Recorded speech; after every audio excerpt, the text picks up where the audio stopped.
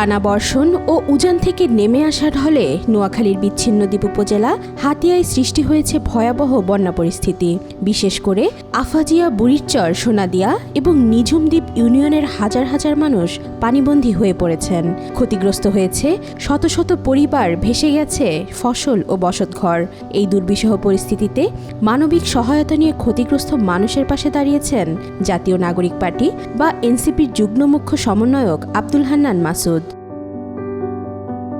শুক্রবার এনসিপির উদ্যোগে বন্যা দুর্গত বিভিন্ন এলাকায় চালানো হয় ত্রাণ বিতরণ কার্যক্রম।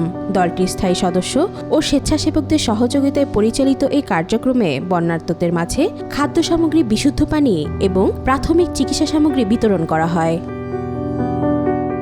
ত্রাণ বিতরণ কার্যক্রমে উপস্থিত ছিলেন এনসিপির হাতিয়া উপজেলার প্রতিনিধি ইউসুফ রেজা, স্থায়ী জনপ্রতিনিধি এবং গণ্যমান্য ব্যক্তিবর্গ। ইউসুফ রেজা বলেন, মানবতার ডাকে সাড়া দেওয়া দলের অন্যতম লক্ষ্য। ভবিষ্যতেও আমাদের সহায়তা অব্যাহত থাকবে।